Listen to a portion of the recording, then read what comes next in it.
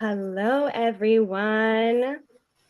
Welcome to the BYOV panel here at Fringe. Give me one quick moment just to switch off my music tab and go to my panel outline tab.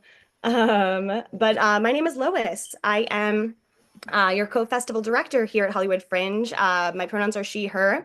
A visual description, I'm a white woman with mid-length brown hair, currently wearing a yellow sweater. Behind me, you can see a ridiculous amount of bags, a bookshelf, a kind of red wine wall, and a mystical forest painting. Thank you so much for joining, y'all. Feel free. I know it is like late on a Monday night, and sometimes it's easier to have your camera off. But if you are in the audience and want to put your camera on, that would rock. Sometimes it helps to have, just that shared energy in these spaces. And we have some brilliant panelists lined up who are going to give you a lot of their amazing energy. So just throwing it out there as an option. Before we jump in any further, I want to do a quick land acknowledgement. The Hollywood Fringe acknowledges that we are on the unceded lands of the Tongva, Quiche, Gabrielinos, and Gabrielinos. Our statement serves as a practice as we commit to furthering our connection to Indigenous communities past, present, and emerging. Note that we do have audio captioning on today's panel to provide access, but we do have interpreters available upon request. So if you want an interpreter for any of our HFF run panels, please let us know at least 72 hours in advance via support@hollywoodfringe.org, and we will make sure one is provided for the upcoming events.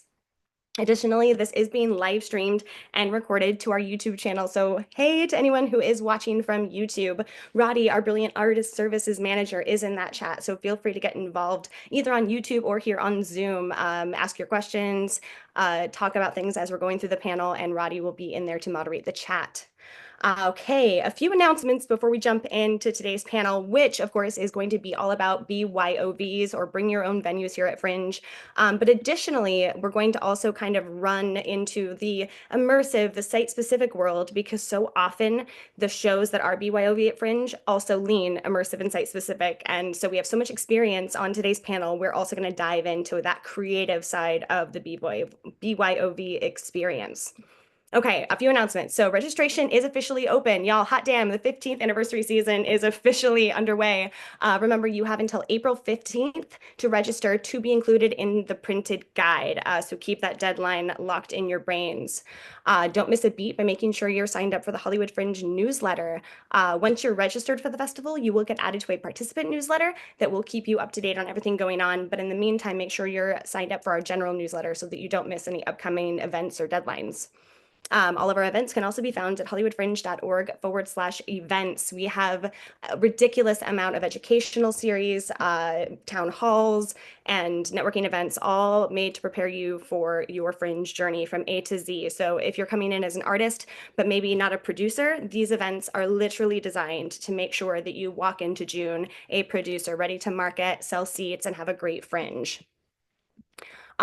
Tomorrow is the deadline for Fringe scholarships. Y'all, 20 or just a little over 24 hours. So make sure if you are interested in applying for a Fringe scholarship, go to our page, hollywoodfringe.org/scholarship. I highly recommend it. It's an amazing opportunity. So please, if you haven't applied and are considering it, you got more than 24 hours to do so, so jump right in on that.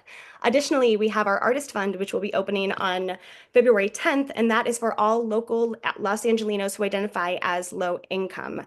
So make sure you keep an eye out for upcoming newsletters to apply for our Artist Fund. Okay, before we dive in, that's about all of our announcements, but I want to go over some of the logistics with bringing your own venue because it is kind of a world all on its own. The more like traditional approach to Fringe is, bringing your show to a registered venue, and then you have the additional support of that registered venue that already knows how Fringe works. They are responsible for scheduling your performances. They kind of help navigate the experience with you. Whereas with BOV, you're kind of doing it on your own.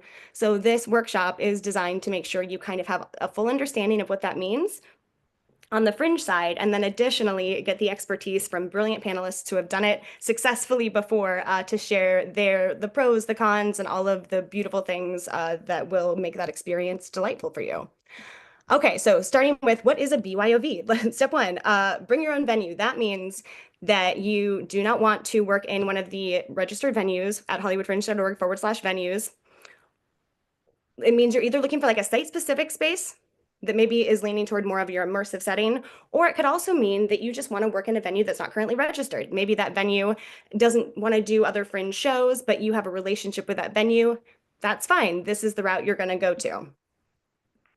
That will mean extra communication with Fringe. If you're bringing your own venue to Fringe, know going in that that means you're going to be talking with myself and Ellen and Roddy more often to make sure that you are fully prepared to run a venue during the festival. It means you're going to create your own venue page on the website. It also means that you're going to schedule your own shows. So that means you're wearing producer hat and venue hat. You're kind of doing two separate things with the Fringe, yeah? So that's the logistics. The Fringe venues all must be in the zone. BYOV or otherwise, they still need to be located in the Fringe zone, which is Franklin to the north, Vermont to the east, Rosewood to the south, and Fairfax to the west. You can look at a map to make that a lot more clear at hollywoodfringe.org/zone. So everything happening in the Fringe is happening in the Fringe zone. Additionally, if you are traveling, which is allowed, and Monica, who's on the panel today, will be able to speak to some experience on that for sure. You can travel, but you must start and end in the Fringe zone at a physical address that really does exist, that is going to be easy for your audience to find. So keep that in mind. If you want to have a traveling car show, you can do that as long as your audience starts and ends in the same location in the Fringe zone, Try saying that 10 times fast. So that's the rule there. Additionally, where was I at? So remember, like if you want to work with a more traditional space, it just happens to be a venue that's not a part of Fringe. You're going to listen to the rules I'm giving you here, and then you're going to be able to run with that, knowing that you have a structure, you have walls, you have a traditional venue space that is going to offer a lot more security. And then you have the BYOVs. Maybe you're interested in a coffee shop, a bar, a warehouse, a sidewalk, a park. These are going to be more of the site-specific BYOVs that are going to additionally create something. Maybe you need permitting. Maybe you need permission from neighbors who are also in the area. These are going to be more of your artistic dive-ins, if you will. So with the Fringe, what are those 6 steps? So when it comes to, I want to bring a venue of my own to the Hollywood Fringe, the first thing you're going to do is email support@hollywoodfringe.org. Step number 1, email us, and that way we can start the process along with you. Step number 2, you need to have permission or permitting sometimes to perform in the space. We'll talk a lot more about permissions and permitting later, but know those are things you're going to have in order to bring that space into Fringe. 3, you will need to create a venue page on the website. More details about that as we start to communicate, because remember, you got to reach out to us first. 4th, and this is new starting last year, you will need to fill out a BYOV form. This is our way of communicating exactly what we expect of you and making sure that you have all of those steps in place. Is making sure we know that you have permission from the owner. It's making sure that you've thought about, are there bathrooms on site? Is the space safe for audiences to come? The form is like that. We're not city inspectors, so it's going to be pretty limited, but it's making sure you have a plan. Speaking of, that plan will also include a site visit. Myself or one of the Hollywood Fringe Festival team members will need to visit this location. And again, not city inspectors, but it's our way of making sure that you have a plan, that you have thought of. Oh, hi. One second, I'm going to mute real quick. But that site visit is just to make sure that you have a plan and that you've thought through kind of all of the things that can come your way when you're running a venue, which you essentially will be if you're bringing your own. The last thing is going to be insurance. You will have to carry the same insurance as every other show, which is $1 million general liability, but additionally provide a copy of the certificate naming Hollywood Fringe as an additionally insured on that insurance certificate. So often when you do a registered venue at the Fringe, you're going to be added to their rider. There's an option there. With BYOV, you are going to have to obtain that and make sure that we are added to the certificate. But the good news is if you're like, how the hell do I do that? We have resources. So again, the important thing to do is reach out to hollywoodfringe.org, support@hollywoodfringe.org, and we can help you get you a resource for someone who actually gives discounts to Fringe shows and make sure that you have all of the steps right in front of you to make this a successful experience. Okay, so those are the steps. Now let's talk about permits and permissions. Because remember, you are going to likely need these things. So what is permissions? Permissions is going to be what you need if you are working in a space that is privately owned or rented by someone else, right? If you do not own this space, if you want to work in a coffee shop, in a bar, in a restaurant, in a warehouse, and it is owned by someone else, which it is, you need to have permission to be there, and we need to see proof that you have permission to be there. We also recommend that you have a contract. If that business does not send you a contract or want to go through that, we recommend highly that you as the artist put together something in writing. It doesn't even have to be, super detailed, but something in writing that says you've agreed upon a certain dollar amount, or maybe free, but either way, you've worked out the details ahead of time so that you don't find out on June 1st that they've decided against the idea, that they're no longer wanting to do that. And I say that because it's happened. So make sure you have things in writing to protect your show. With that, so that's all like personal properties, right? Permits, that's going to be public spaces. And we have some brilliant, Monica is on our panel today who has done so many public spaces, who's going to talk in great detail, but know that that's something you're going to have to consider in public spaces that you may need permitting. So, right, anything that's public. So let's talk about low impact shows in public spaces. More often than not, this can fit into busking rules, which are a lot less dramatic. With busking rules, you do not need a permit in Los Angeles, but you have to, apologies, notifications going off. You have to consider things that you cannot do in a busking rule. You cannot have amplified sound. You cannot block or bother pedestrians or street traffic. They have the right to be there, right? Public space, your show cannot impose upon that. The sidewalks especially, you need to consider the wheelchair access is crucial to be maintained during your presence on that sidewalk. A wheelchair has to be able to still get through even though you're doing your show there. You have to avoid going into private property while you're in these public spaces. So knowing the guidelines there, knowing where private property starts and where public property starts so that you can maintain that world. Or maybe you have a good relationship with the private property that's next door, which is a really good idea because you're likely going to need bathrooms that are available to your patrons, to your team members. So building relationships in the area that you're doing your show is going to be really crucial for a successful festival. Additionally, now this is a weird one, so bear with me. In the rules of busking in Los Angeles, the playing of hurdy-gurdy on the streets of Los Angeles is not allowed. Ask me why, I don't know. Roddy has done a deep dive into this when we started doing busking last year, so please hold on to that. And next time you see Roddy at an office hours, ask the question because it's got to be quite the story.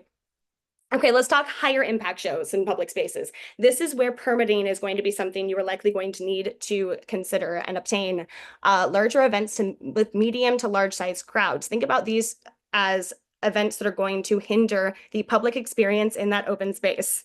If it is going to stop whatever is normally happening in that space, you're going to need a permit because that's more of shutting a space down, right? For those sorts of events, the Department of Public Works is going to be your contact. Go through them to obtain permitting that's where you shut down streets or shut down sidewalks or use large spaces, again, where it's about your show. Let's talk public parks. We have had so many shows in public parks at Fringe, and these work in two different ways. You can do permits with public parks, and that's when, again, it's going to impose upon the usual use of the park, or when tickets are being sold. And I think that is key. It is legal to do an activity in a park when it's free, unticketed, and you also follow the rules of no permits necessary, which include you cannot use amplified music. You can't use a PA system. You can't have bands or disc jockeys. You can't have bounce houses. That's key, which is unfortunate because I would love to see a bounce house in a Fringe show. You can't do large tents, catering with like outside food trucks and things like that. You can't have any food for sale or sell any other items within that show. You can't have sports competitions. And again, you cannot sell tickets to do a performance in a park without permitting. You can, however, get permitting to do a show in a park. It's about $25 and you have to do it per day of the performance. So not one permit for the entire run, but $25 per day you plan to perform, and submit that about at least 30 days in advance. Although I highly recommend, given the guide print deadline, you submit permits a lot sooner for that. Okay, so that's all of the this is detailed work, y'all, and we're going to get so much advice from our panelists who are here today. But know if you're going to do the BYOV route, you're going to have to kind of do your research and figure out where your show fits into this mountain of bureaucracy and rules, and find the gray area that is going to work for your show and your artistic experience. So with that, let's turn it over to our amazing panelists who really do have so much expertise ranging from small to large scale work at BYOV, because there's no one size fits all with Fringe at all, but especially not in BYOV. You can go kind of light or you can go massive with your plan. And the panelists today have experience ranging from A to Z on this particular subject. So, panelists, if you could pop in, Roddy's going to spotlight you right now. Monica, looks like you get to go first. Hey, all right. Hey. If you could introduce yourself with your name, your pronouns, your past Fringe experience, and really a visual description, and then talk about just what you've done at Fringe in the BYOV world and beyond, because you have a lot of experience outside of Fringe. Yes, sure. My name is Monica Nicholas. My pronouns are she, her, and visual description wise, I'm a late 30s white lady with long light brown hair. I'm wearing a cream colored t-shirt, and my background is blurred because behind me is my bed. Um, I did Fringe every year for 8 or 9 years, beginning in 2010 with the very first Hollywood Fringe. I was there when it happened. Um, I've been a producer, a performer, I guess just those things, a producer and a performer. Um, and was around during the first years of immersive at Fringe. So the first show I ever did that was immersive at Fringe was called Hamlet Mobile. It was a take on Hamlet staged in and around a converted cargo van that we moved around the festival and tweeted our location like a food truck, which was very in vogue at the time. This is 10 years ago. Um, so that was sort of our claim to fame. And then my theater company, Capital W, and I did a number of other site-specific shows. Some one other, which was BYOB, and one where we started in a regular Fringe venue, but then we took people in a van to my house, which was in Boyle Heights at the time, and then back to Fringe. So that's what Lois was alluding to earlier, that we took people away, but we brought them back. Um, Outside of Fringe, I've been working for the last few years as a creative director of live entertainment, live experiences for a company based out of New York. And I've been doing immersive work at scale, which is quite different from my normal bread and butter as a theater artist. Um, so kind of have been working on both ends of the spectrum. Capital W's work is incredibly intimate, incredibly small audience. Um, and then the work I've been doing for the last 2 years is, hundreds of people at a show, hundreds of people coming through an experience a night. Um, Really, really different. And I've learned a lot through that as well. Um, yes, I've been in the immersive scene in LA for a long time, through various different permit iterations. I've kind of lost track of where we are now, with temporary special event permits. But yeah, have been around the block in terms of immersive and in terms of Fringe. So happy to be here to provide whatever I can for all of you who are taking on this journey. It's exciting. Yeah. Thank you, Monica. Fun fact for everyone who doesn't know Monica. Monica was around before we had the immersive category at Hollywood Fringe. So needless to say, had a big part in creating that That is category, true. Yeah. building the demand at Fringe and in Hollywood in general. So props to Monica for paving the way for so many immersive artists that have come since. Elliot, do you want to take it away? Sure. My name is Elliot. My pronouns are they, them. I am a white person with long hair, and behind me is a map of Greensboro, North Carolina, and a like a rack or bookshelf with scenes on it. I'm a writer, actor, producer, and last year was my first time producing a show at Fringe. I also, it was called Van Life, and I just want to say, Monica, every single time I told people at Fringe last year that I was doing a show with a van, every single person was like, "Oh, do you know about Hamlet Mobile?" And I was like, yeah. So I'm glad that like I could finally meet you. Uh, um, but Yeah, I we staged the production in a parking lot with an actual van, and we had tents. And I think it's a little bit different than it was immersive, but it's not like we didn't pick anybody up. It's not necessarily like Xander's kind of thing.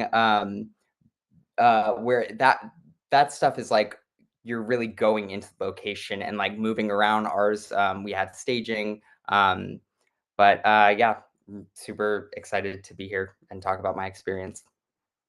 Yeah, we're so happy to have you. And I think your show is a great example of kind of stepping into that world and kind of, especially given your show content, and we'll talk more about it as the panel goes on, but being able to kind of have your audiences live in that moment in that way because it was that light immersive. So it absolutely is, and something I think a lot of producers can kind of dip their toes into and it not be overwhelming, right? Yeah, awesome. Thank you, Xander. Elliot. Or, no, Xander, your turn. Yeah. Oh. Yeah. Hi, everyone. I'm Xander. They, he, she pronouns. I'm a white person. I have shoulder length wavy hair. I'm wearing a gray sweatshirt that says dramatic.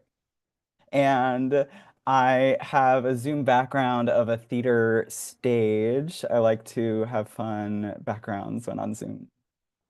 This is my second year producing on top of acting as a performer. Last year was my first time producing and experience designing for Fringe. I created three unique shows that all happened during Hollywood Fringe 2024 in this universe I created called the Complaints Department. In a nutshell, the Complaints Department is a multiversal organization that exists through space and time, which uses complaints to improve your reality. And I've attended Fringe many years. I was in a really fun queer musical in 2023 called Cherries Rare and Fair, and I love telling an elevator pitch for it. It's an immersive queer drag burlesque radio theater, dinner theater musical set in the medieval times era. It was such a blast. Um, but yeah, I've recently I'm focusing now on immersive and interactive works, and I'm also in the clown community. And I've formed a production company, Chattering Teeth Productions with a Z instead of S, Productions. And I am really focusing on combining immersive, interactive, site-specific stuff with clowning as the type of art that I'm putting out there. And yeah, I'm excited to elaborate on the three different complaints department projects I was up to. They were from big scale stuff with so many moving parts and many actors to one of them being a one-on-one experience, super small scale. Yes, thank you. Yeah, you really, I mean, just hit the ground running with that. Like your first time producing at Fringe, you were like, you know, I'm gonna just go, I'm gonna do it all. I'm gonna do it all, and you did, and it was quite impressive. And I love that you say experience because that's what it is, right? Like the art is already an experience, theater is an experience, but adding site specific or immersive is going to really drive that experience home for the audience and allows them to be affected in such a different way. And so let's start with how do you get started? So let's talk finding your venue, your BYOV. Could each of you kind of detail, and some of you have multiple projects you can talk about, but what that step was like from this is my idea, this is what I want to do, to finally securing that space and getting to move from there. Whoever wants to go first. I can go first. I definitely was not planning on doing three different shows last year. I was planning on doing a one-on-one experience, but then I wanted to also do another show of having a community event. Um, and so I came up with the idea to have an award show parody. And when it comes time for the Fringe Awards show, it's like there's 300 to 400 shows happening in a Fringe season. I was like, oh, let's be crazy and I'll give an award to every single show, like the type of art that I was doing. I like really wanted to connect the Fringe community. And so I was looking at venues for an award show that feature variety acts and the awards and everything. And I came across the Hobgoblin Playhouse and I did a tour and I was like, oh my God, this is the perfect venue to stage an elaborate walkthrough experience, haunted house style. There were two entrances to the lobby. It was a big lobby. There's a hallway. There's three doors that can go into the theater. And then the backstage route was so epic that these double doors open and there's a sliding industrial gate that you can slide open, and then it leads to an industrial hallway because the Hobgoblin Playhouse was in a complex with other businesses. So an industrial hallway that leads out to the street. So my like creative experience designer brain was like, oh my God. And then I started getting ideas of how I could rotate um guest fringers as their characters from their own shows, plugging them in as complaint resolution representatives. So I was just getting so crazy meta. I was like, let's just throw everything at Fringe this year. It's my first time producing and getting a name for my production company. So let's make a splash. Um, and so I mean, like, yeah, instantly I started coming up with all these ideas. So I asked the stagecrafts, um, ooh, can I like section off your lobby in half with a backdrop, and can I do a walkthrough show? And I just started asking them all these questions. Is it okay to check in people outside and front instead of like in the lobby? And so yeah, like for if I mean whether you're using a registered Fringe venue or bring your own venue, like just communication is so key, and just being upfront with your vision and keeping everybody updated. Um, and so that's how I got that venue. And then my bring your own venue for the one-on-ones, I was originally just thinking that I would do it outside. I was really inspired by a show that happened in 2023 called Barry's Gardening Service. So Barry's a ventriloquist puppet, and that happened on the street.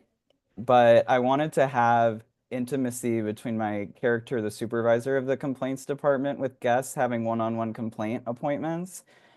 And so then I just started brainstorming like where I could do it and have a secure location. And I just started approaching different businesses. And I connected with a business that hadn't heard about. I'm keeping the location a secret. I'm actually doing the complaint appointment show again for Fringe this year. So I made a makeshift office. It's in an undisclosed location, but yeah, I just connected with a business, and they were all about Fringe and the nuances, and nothing theatrical had ever been done there before. And yeah, it's really cool to form a relationship like that. Cinder, I love you pointing out that like a lot of the ideas came about once you had a space, like especially with that like that first piece of your show, like you went in like thinking smaller and then the space inspired so much more. So I love like it's a good reminder to leave room for finding the right space and then letting that space really become a part of the art and a part of the story. Yeah. Maybe Elliot, do you want to go next? Only because I think you had a kind of a similar journey in kind of using that traditional and untraditional world to kind of make that journey a little bit easier on the Fringe show. Yeah, yeah, I mean, me and my co-creator, we had no idea what we were doing. We both have had some theater experience, but we had no idea what we were doing. Still surprised the show happened. But we knew that we wanted it to be in a parking lot, and we knew that we wanted to have a van, and we knew that we wanted it to be immersive. So um, to find the venue, I think I contacted like every theater. I was going on Google Maps looking for like places with parking lots. We were like scouting locations in the neighborhood.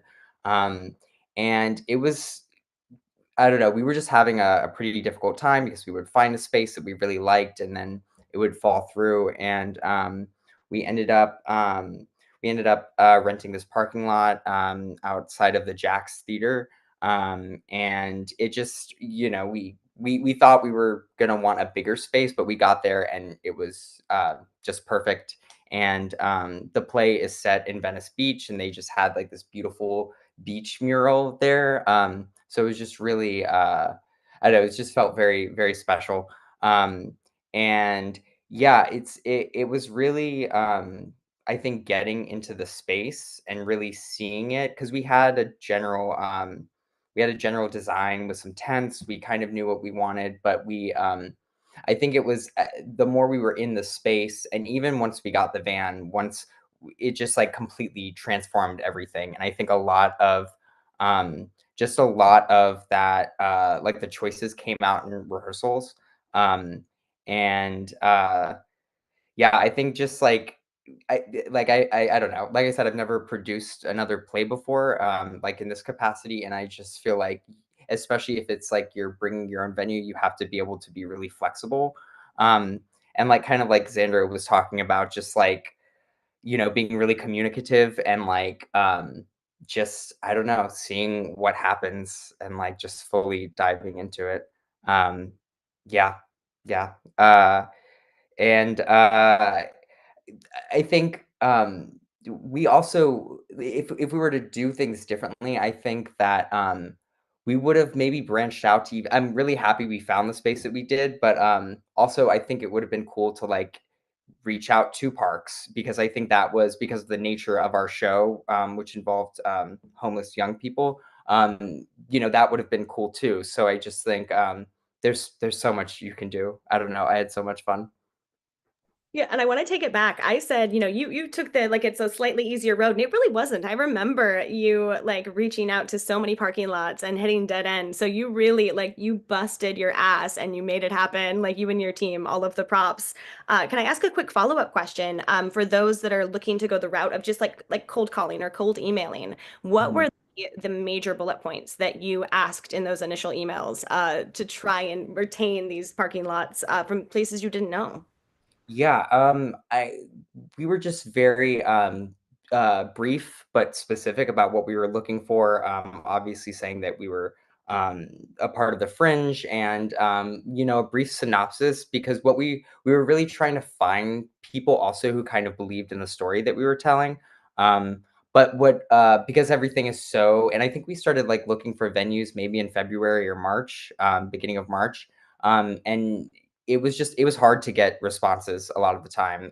So we sent emails, we called, and I think we followed up with every place multiple times.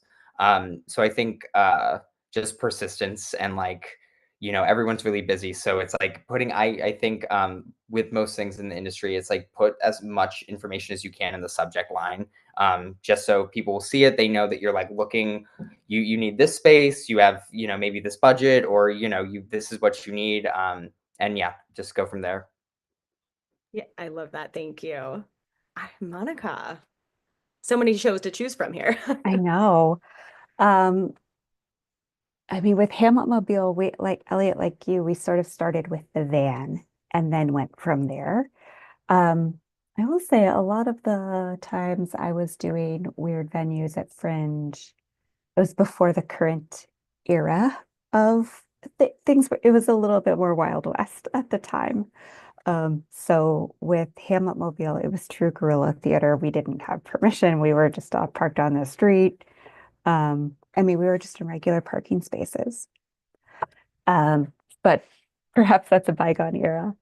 Um, we'll see. Yeah, play it by ear. And then we would spill onto the sidewalk, but followed the busking rules. And so never had a problem working on the sidewalk. Um, and doing basically just street theater as you do. We did a show called Red Flags where we started in a bar. There was an option. The audience member had it was a one-on-one show. It's set up like you're going on a first date. And what we promise people is it's a bad first date, hence red flags. And for that one, we again, it was sort of a simpler time. I remember just going around the Fringe Zone and talking to bouncers. Typically, that was this was definitely before the time when you needed a like written permission, which I think is wise. That to be like part of the Fringe structure, I think that's a great development. This was before that time, so really we just kind of walked around and talked to people. So in addition to, as Elliot said, like sending emails, phone calls, like there's there's sometimes no substitute for just showing up in person and being friendly and asking people like, hey, what's going on? Hey, who could I talk to? That tended to work pretty well for us. Um, I'll say also in terms of finding venues, uh, not just at Fringe, but for other projects where we've had to find very specific types of locations, like specific types of parks and that kind of thing. I do a lot of map scouring, just like looking on Google Maps and kind of going block by block, even of like, what is that building? What is that building? What is going on here? What is going on here? Um, Google Maps is really an incredible tool when you're scouting because you can kind of get like a hit list and then go out in person and actually start going through it. You could do your site visits, but you start and do some of that work before you're out there driving around. So you get a sense of where you're going. Yeah, I love that. And what you're talking about, right? Like we've added a small step, and a lot of it just to give everyone kind of an idea of what that is. Because yeah, Monica's not wrong. We were as a festival figuring so much out. And really, I mean, the scene I think was there weren't a lot of rules because there wasn't a lot of people doing it. So there was not really any issue there. And when it comes to the permission forms, it's really just making sure that you are following the steps that Monica did with her show already. She talked to the businesses that she was going to be interacting with or nearby. Like, so it's us just making sure we're doing the due diligence of like checking off the box of, yeah, you have the relationships, because really that's what it is making sure that you are not surprising anyone or impacting their potential money. That's key, right? Like we are living in a rough time in our world. People are not making the money they used to. Businesses aren't doing well. So they don't give anyone reason to be angry. In fact, what a great reason to connect with a business and be like, hey, I can bring my audience into your coffee shop. I can bring my audience into your bar. Can we use your restroom before the audience, starts their journey? And then I'll make sure that we're coming back and filling your seats. Like, so building those relationships is so important. Monica, can we deep dive a little bit into like sidewalk and like kind of the Yep. busking? Because we do see a lot of that at Fringe, and it's not a show, but sometimes just an end a show. So what are Right. some of the things that you can do as a producer to make sure that you are being a good sidewalk performer? Yes, and a good sidewalk citizen. Yes. Yeah, this is really important to me. So I think it's really important when you're busking or doing street theater that you are respectful of the other people around you. That's kind of the baseline name of the game. Some of that is codified in law, like you cannot physically block the sidewalk. You can't prevent people from using the sidewalk by law, which is it's like I'm all about laws when they're just, and that feels like a good one. That's a good one. Um, and then there are and there, noise, that's something. And then there are the other ways that you can be a good citizen when you're busking. Um, even if the sidewalk is technically passable, is it easy for people to get by? Make sure there's that. Think about what you're doing and how big a crowd you expect to draw. And then are you at the best place for that? For instance, in Hollywood, there are a few places right in the middle of the Fringe Zone where the sidewalks are basically double their normal width. I believe one is on Cahuenga, just south of Santa Monica. There's a huge kind of double wide sidewalk there. It's perfect for street theater. There's no businesses. Like we did our like major scenes there because we knew people could still get by even if we had a pretty big crowd. Um, we didn't do that like giant scenes in front of what was, you wouldn't want to do a giant scene on the sidewalk in front of the Broadwater. That's not being a great, like, yeah, there's lots of eyes on you, but there's lots of people who are minding their own business. They're doing their thing. They were having conversations. They're going to their shows. There's people queuing up for shows. If you're going to work in that way, that's not a big, like, all eyes on me type of space. That's like, if you did want to use that space, it's small, it's quiet, you're like weaving in and out. So thinking about context. Also thinking about how you will control traffic and how you will control foot traffic. Having someone who is not in the performance, the producer, the director, someone who has no other job except to sort of like manage the situation, and heaven forbid, would be the person to deal with an issue if it arose, whether that's just like somebody giving you a hard time, or that's somebody who can't get by, or that's like, uh-oh, people are spilling onto the street. There's someone around who's like gently going around tapping people on the shoulder, being like, hey, we actually need to keep everybody on the street. Thanks so much. Oh, hey, we actually need to keep this open because that's the law. Thanks. You can do that in a super friendly way. The last thing I'll say about being a good sidewalk citizen is knowing the neighborhood that the Hollywood Fringe is in and knowing what kind of folks live in that neighborhood. There are a lot of unhoused folks in Hollywood, and the sidewalk is often where they live. And so we have to be extra respectful of the fact that that is like a shared like public and private space for some people, and we need to be extra aware of that. Um, I'll briefly tell a story that I won't say what year it was, who it was, blah, blah, blah. But I saw a show at Fringe once where I got uncomfortable. It was an immersive show out on the street that was sort of like a walking tour. And it started right by like a services center for people who are experiencing homelessness. And the content of the show was all about like some kind of like plague or a disease, or I don't know. It felt really weird to be like at a place where we were outside a place where people are going in and out. I think often to receive like HIV services too. And like it just felt disrespectful. And then there was another point in the show where they had set up a tent on a street 20 feet away from where someone was sleeping in a tent. And that was their performance space. But the other tent was like where someone lives. And that also felt weird. It felt like not respectful of the people around us.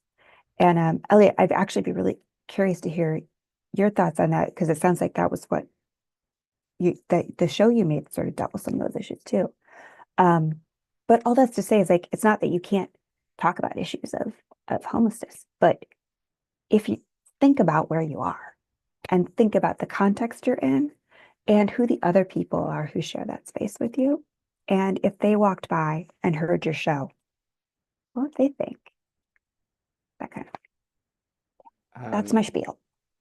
yeah, I'm so glad. I'm so glad you mentioned that because I mean, our show was it got very chaotic in the plot of the play, and we like even when we were trying to find we were looking at this one space, this one parking lot that we really wanted, and we didn't end up getting that space, but it was like we were making a point to like be like, okay, people live here, like going into businesses, it's like like if you're performing in public like that and there's unhoused people, yeah, I think it's really important to go up and let them know what's going on, and so because we were also in an area where there were a couple of unhoused people, and we got to know multiple people, and a few of them came to see the show. Um, and it's yeah, I think being respectful is really important. And we had a tent on the sidewalk. We had like a prop tent and everything, but we kept it. It still has to be accessible. People need to be able to walk by or bring a wheelchair or mobility device through that. Um, and yeah, I think it's and also with van life, it was very there was a lot going on, but there was an audience. It was like very clearly like people were watching something happen. And I think yeah, if you're doing like an immersive show and there's I don't know. Yeah, I think it's just really important to be mindful and just to treat everybody with respect. I like what you said about the public private space because that is so important. The other thing I'll add here is, from a broader immersive perspective, is that people, passersby, will may not know this is a show. And if you're doing stuff that's in public space, people will assume it is real. And I had a very scary incident once that involved 6 cop cars showing up at my house with guns drawn because they saw something happen in a show and someone reported a kidnapping. And there was like a helicopter. It was crazy and very, very scary and very dangerous. Um, so people assume things are real if they're happening in public. And so if there's stuff that's charged, figure out how you're going to keep people safe, including bystanders, including your own performers or participants from what bystanders may think. 100%. And I remember that year. And honestly, I think that is something so important. Like if you were to take one thing away from today's workshop, y'all, it's having respect for the uncontrollable spaces. Because there is a big difference between having a venue space at Actors Company where you have venue managers, you have tech people, you have other shows coming in and out. You have the understanding of anyone walking by going, that's a theater. There's acting things happening there versus even being in like a parking lot. Elliot, like your show was in a more controlled space, but it was visible to anyone walking by. And so very much you had to plan, of course, like A, B, C, D, and what is going to happen and how can I mean, you plan ahead with these like producers. That is your job, right? To plan ahead, to think through every potential worst case scenario. But then there's going to be 5 that you didn't see coming. And so having like good communication with your team and doing the best you can to minimize potential, especially danger.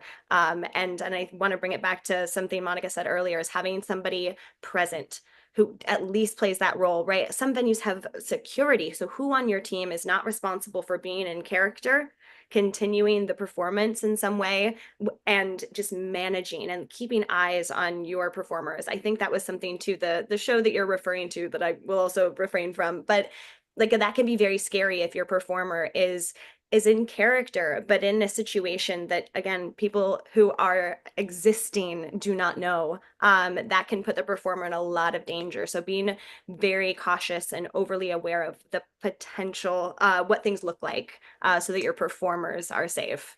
And Xander, I think you can speak to this as well, and that and I'm gonna, okay, like I'm gonna go off, yeah, but make sure your mic's on in case I start to say anything that you don't want out there, because I know there's a lot of secrets still in place for your show. Just start screaming and I'll, okay. So that way I don't out any brilliance that you want to bring to this year's Fringe. But you do some sidewalk work in character, where it is very hard to tell if you are in character performing or otherwise. Can you speak to that and how you handled the unforeseen? Yeah, no, I actually wanted to totally bring that up and chime in about the sidewalk ness and also being able to tell if there's a performance or not. My character, the supervisor, has a very freaky looking prosthetic, like old man face. So people either are like, oh, this is like out there theater, or they're like, oh my God, like this person is crazy, like whatever, this weirdo. But something to know that if you're a bring your own venue, you get a big foam board of your venue number. And so a lot of the bring your own venues, I'd say it's like a stationary spot, and so they'd put their sign up. But my venue being undisclosed, I was like, well, I don't want to just have my venue sign like where it is. And I had been thinking about having some sort of rolling desk because my show starts outside. People meet me under the no truck sign, which is across from no truck signs over 6,000 pounds across from the Broadwater. And so I knew that there'd be a little bit of walking. And so when it was the foam board, I was like, oh my God, I'm gonna get a rolling podium desk and I'm gonna put my venue sign on the desk. And so I'm a roaming venue that then leads to my stationary venue. And so between my like total characterized physical appearance and then rolling around with this very apparent sign that said Hollywood Fringe Venue 18, that yeah, I had no problem with anything, and people walking past people on the street, people would either get a kick out of what was happening, and my character, it's super interactive with anybody, like totally saying hi to people, like very happy-go-lucky. Or just if it wasn't people's thing, then they'd just quickly walk past, not make eye contact. But it really helped having the sign. It was really cool. Yeah. I love that. And did you find it was kind of a marketing tool as well? Yeah. So something to Um, think about there, yeah. Yeah, people are just like, wait, you're a venue? Or like, what is this? I'm just like rolling around and people are like, is this just outside? I'm like, no, we're on our way to my office. Yeah, yeah. It's right. I mean, you brought questions to their minds, and a lot of people, I think, sought out the answers by way of going to your show. Yeah, Yeah. absolutely. I love, and okay, so we've gone through kind of a lot of like the really scary things. And again, we want to always consider the worst case scenarios, but then there's also the things that are maybe not like life or death or like gonna put somebody's like body in danger. But like if you're in an outdoor space, and Elliot, I know you can speak to this, June is normally a June gloom. Like we are in general, I mean, I've been through 14 fringes now, and it's like I've got perfect weather, arguably. Like, it's not too hot, it's not too cold, it doesn't rain. And then there was this last year's fringe where, good God, there was about 3 days where I it was hot as balls. And so, Elliot, how did you take care of your cast, your audience, and like, did you see that coming, or was that a quick pivot for you? Um, oh, God. It was so freaking hot. We were praying for the doom gloom consistently, and yeah, like you said, there were a couple of performances that were just so hot that it was the cast was getting delirious. I know that the audience was baking right there with us. Uh, to kind of and part of something that I wish we would have thought about more was all of our shows took because we were like we're not I don't want to pay for lighting. So it's like we'll just do our shows in the afternoon, and or we wanted to do them earlier in the day, but because of the schedule with the venue, we could only do them at like 3 or 4 o'clock, like the historic heat wave in LA.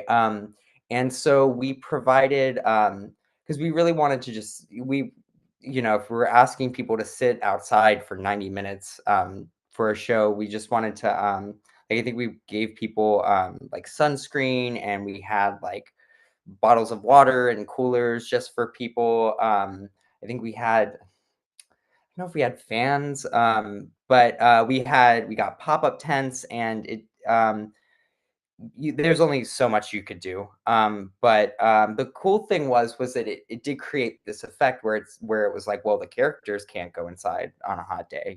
This is just their life. So it did create like the atmosphere that was a little more immersive than we intended.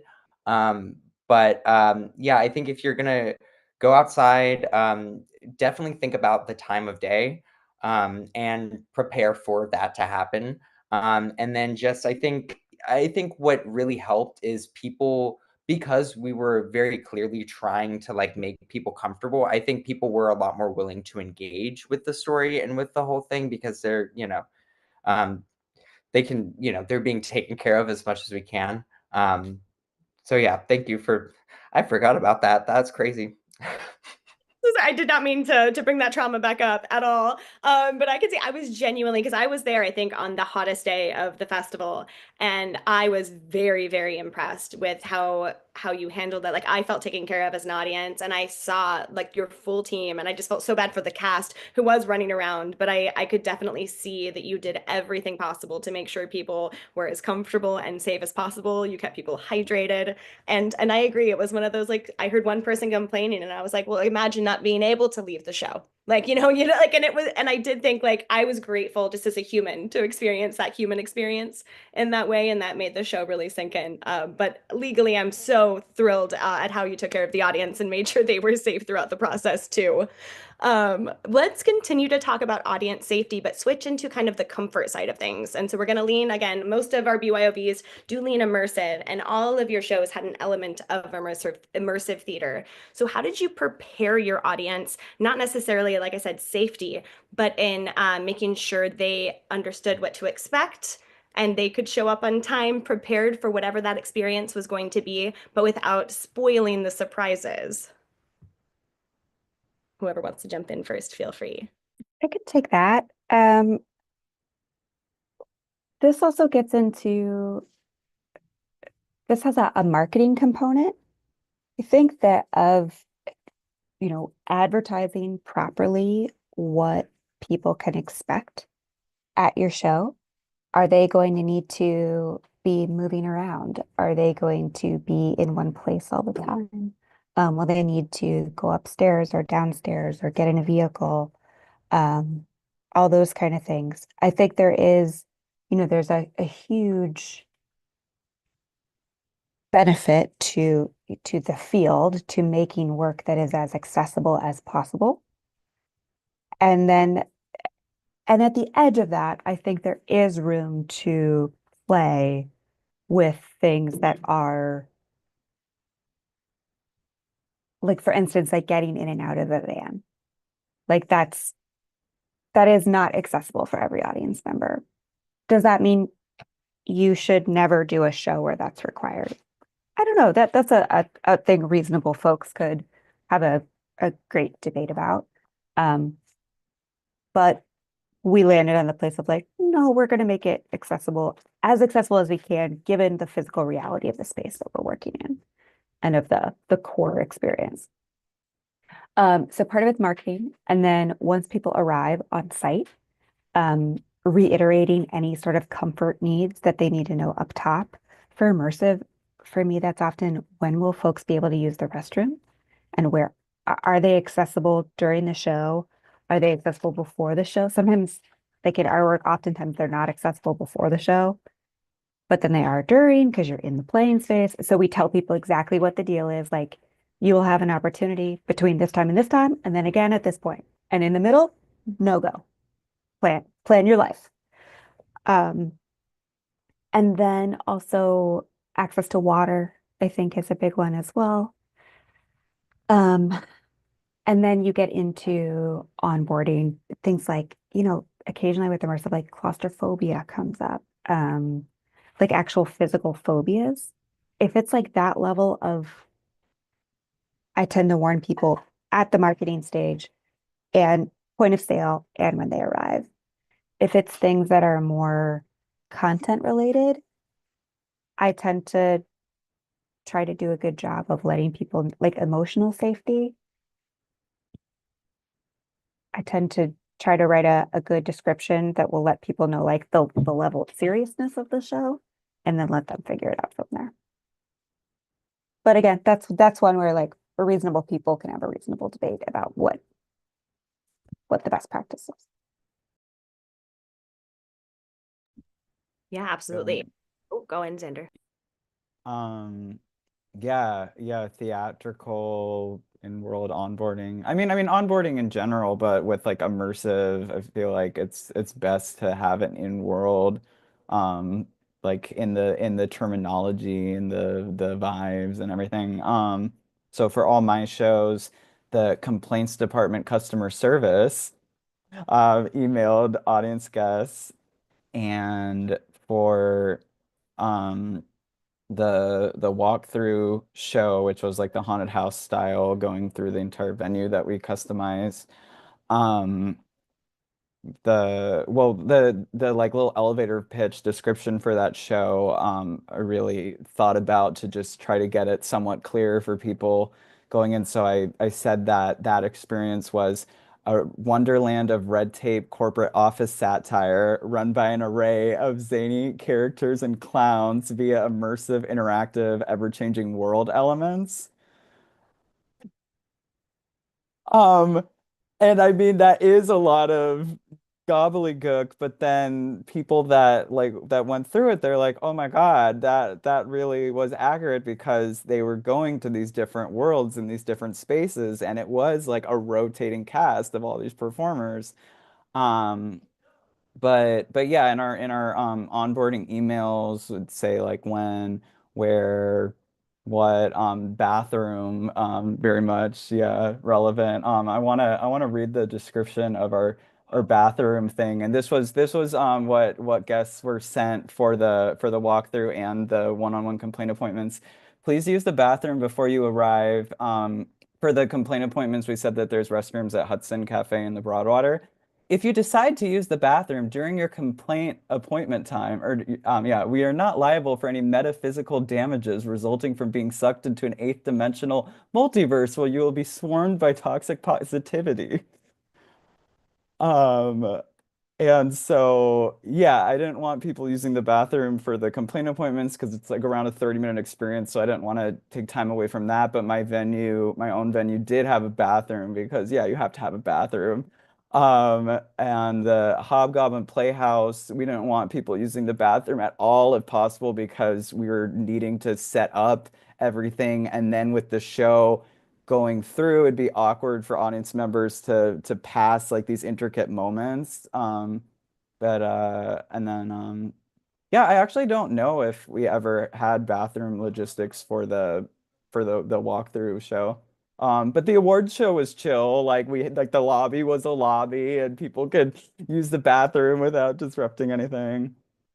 And then yeah, claustrophobia, the complaint appointments in the makeshift office, it's a small space, so in my description I said if you're uncomfortable with enclosed spaces, this may not be the experience for you.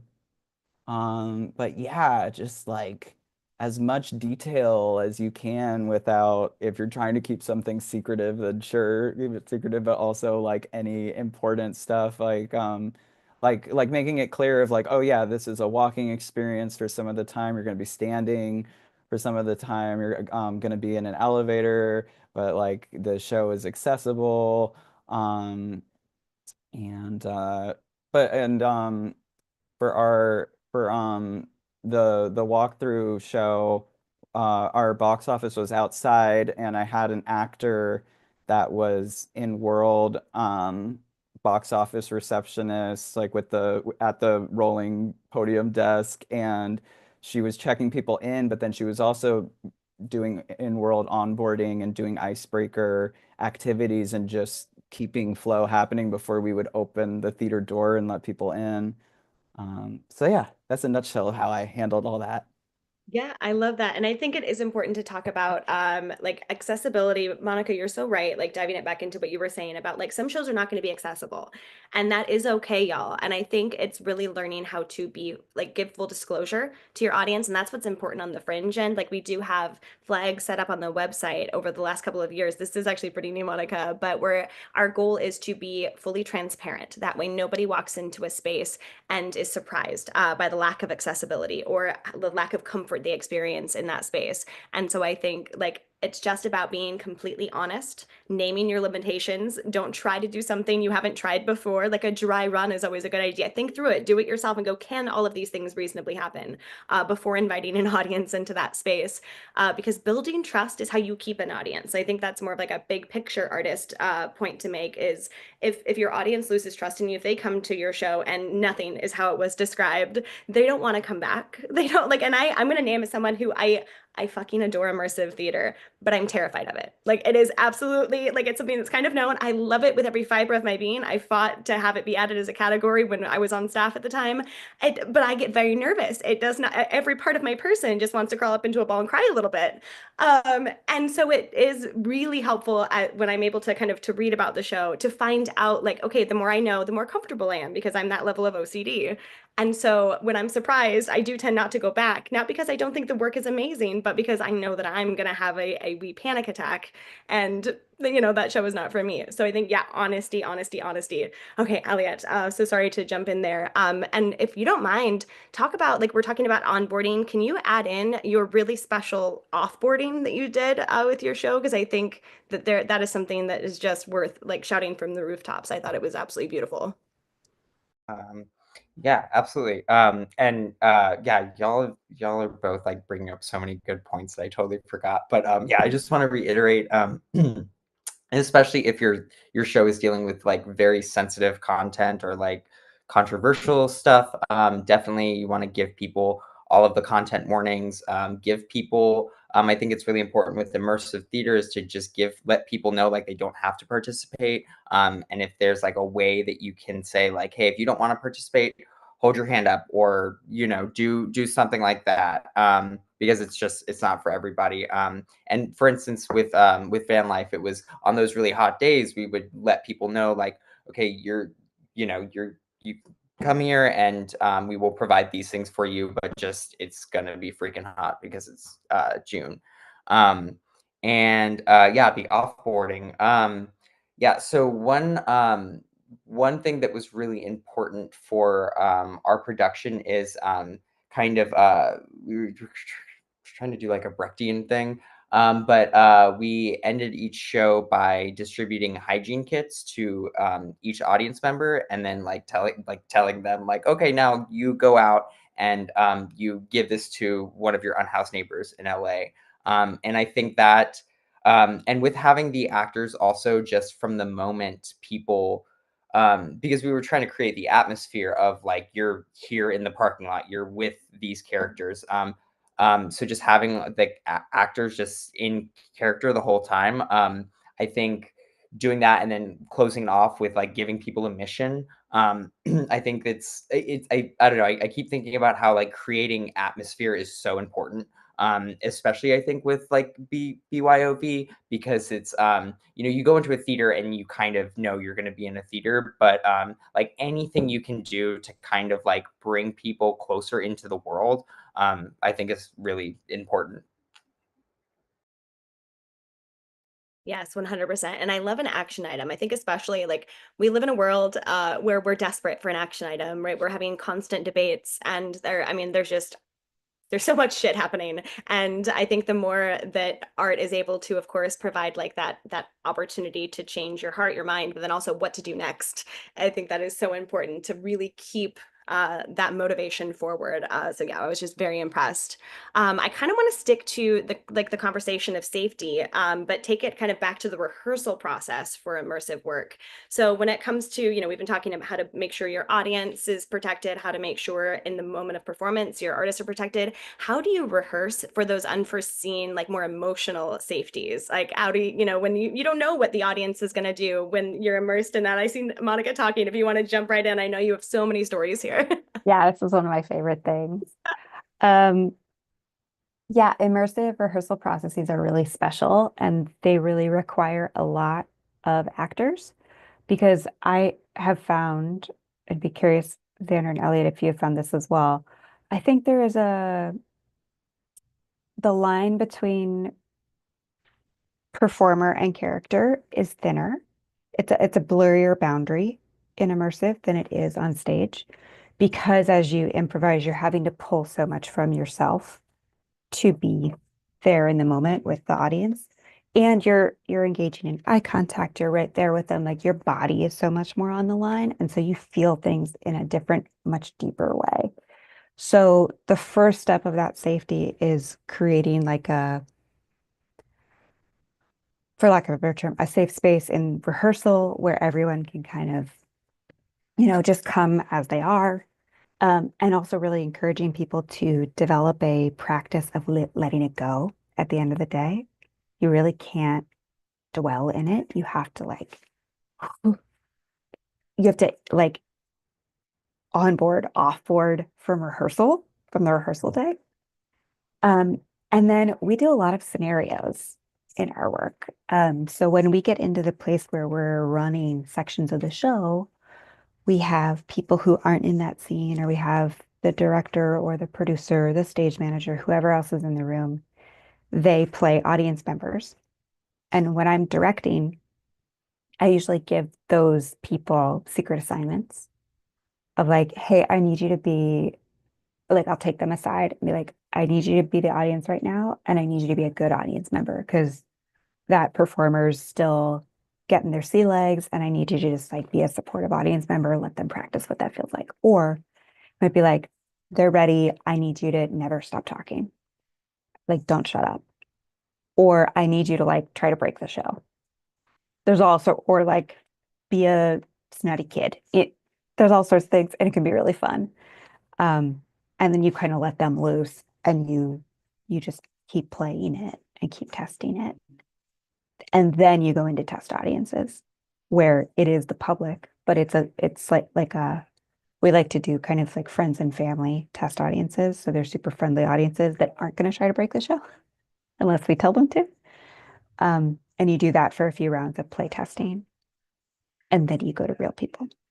So it's like layers and layers of building up your skills before you get to actual people who inevitably will do something you didn't expect. And you just have to be ready to roll, whatever that may be.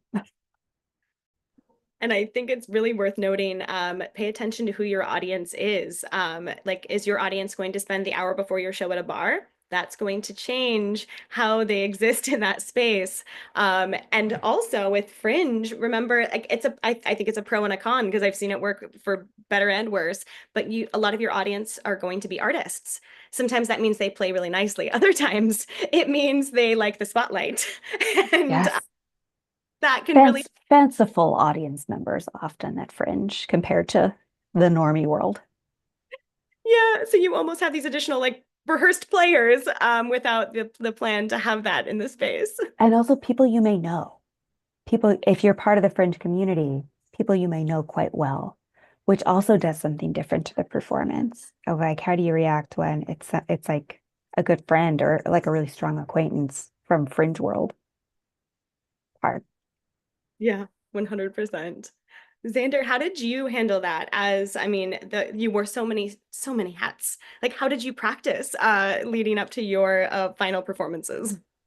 Yeah, well, any sort of immersive work that's heavily interactive and is audience interactive, like what Monica was saying, you have to play test even because even if you know all the mechanics and the actors need people to practice not only like riffing with, but then seeing the physical dynamics of people moving around and stuff. And yeah, just you can just plan, but like once audiences come in, like no, it's so essential to have play tests because then so many things come to light.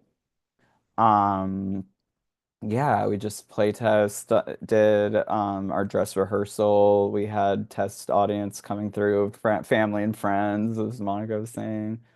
Is there anything else you want me to expand on? Curious because you did have one-on-one, which changes the dynamic quite a bit as well. Did you have like can you speak to anything that really surprised you in the one-on-one without like using names or anything? But was there anything you encountered that you were like, oh fuck, I did not think that was gonna happen, and speak to how like you pivoted to make it work? Um, And maybe not, that's fine too, right? I don't mind giving this away that the business that I ended up partnering with, we have to go through like active working parts of the business to get to my intimate closed off little space. And um the couple of staff members at first like two of them were like, "Oh yeah, I don't mind like light interaction because the supervisor acknowledges everyone." And so after doing it once or twice with one of the staff members, and they're like, "Hey, actually like I'm not so comfortable with like the heavy interaction, like just be like hi or thank you or whatever." I was like, oh, okay, cool. But one of the staff people has a acting and film background, and so I'm always hoping that he's the one that I pass because it's so fun riffing with him, and then it's just so incredible of like having an immersive show where it's like it's wild that it's like people in this business are like now part of the mechanics. But yeah, no, but like overall, like yeah, no, things have been so smooth. Yeah, I love it. And very I very grateful. yeah, right, knock on wood. I do love that, yeah, this undisclosed location, but the people who worked there were day players. Like you never knew who you were gonna get, and it changed the experience for you and of course your audience, but your audience was none the wiser because they likely didn't see, version A. And so I think that's so fun and kind of creates a fun element for the artist to come in and go, ooh, which one am I gonna get today? Yeah. And Ellie, same with just the people that frequent the business and stuff. But it's like it's always been positive interactions and uh yeah, anyways, I just put a really good aura out as the supervisor and that really helps that he is just so like approachable and heartwarming and so like yeah, cheerleader to everybody. So yeah, I think that helps. Yeah, you absolutely did really set up, especially like so much of your audience you met, I mean, at office hours and these events leading up to it. So you really set the tone for what was to come, which I could see shine from the beginning stages to like, oh my God, it's, the first time I saw the costume to finally seeing the show. It felt like this full journey with this character. So I'm excited that more people are going to get to experience it.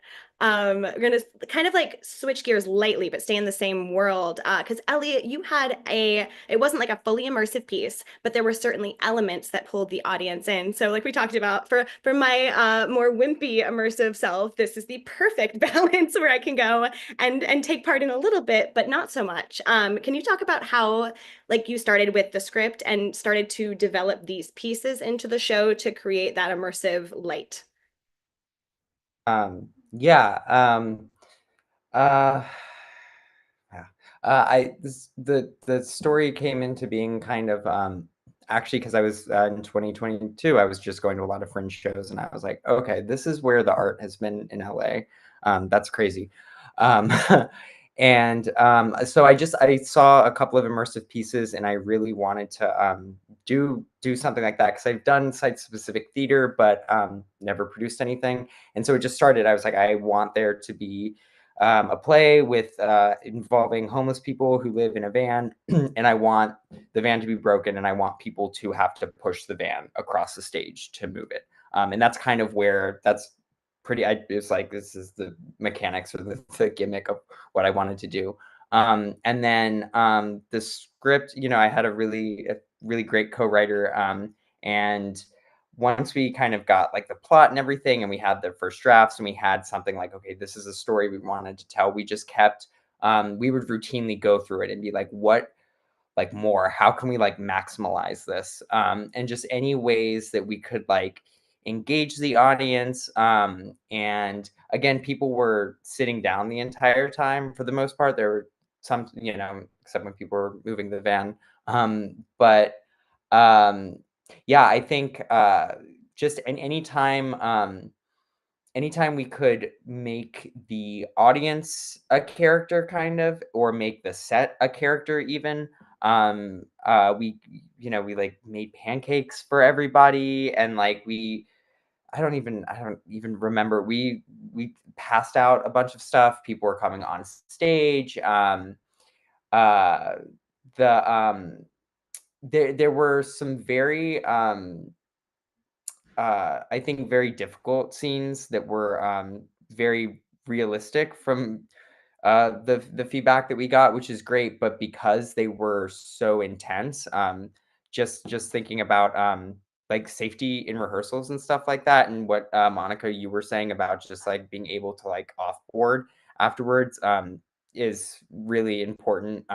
And just taking care of each other and like having like we spent a lot of time as an ensemble, just we did a lot of like book work for like a month and a half, just like going through it, having conversations, getting to know each other. And I think that really like building that trust really helped.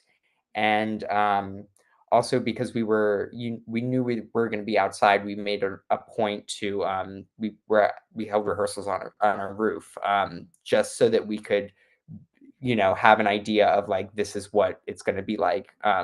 We did not anticipate it being that hot, but I think that was really helpful.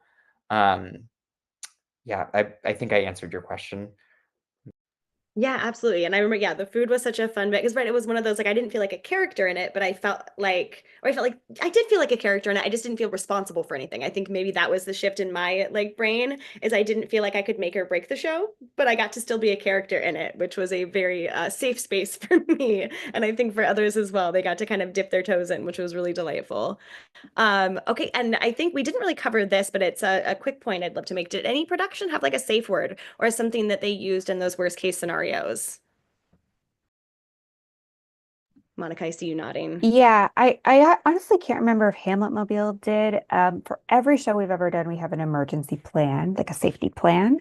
It doesn't all like sometimes a safe word is part of that safety plan, but it need not be. It isn't always that mechanism. But we always have in place a what do you do if something makes you uncomfortable? What do you do if, somebody falls down and cuts themselves? Like that kind of emergencies, those kind of emergencies happen too. Um, yeah, do you route to the stage manager? Do you route to the producer? It's been different in every show. The most important thing is just that you have a plan. It doesn't need to look like anybody else's plan. It just needs to be something that is simple and that everyone knows. Those are the biggest components. Like I worked on an immersive show on a cruise ship once where we had like people were holding up numbers of on fingers of like how, and I was like, guys, this is insane. Like we can't do this. It's like it is like I need help or it's show stop. Those are the symbols. That's it.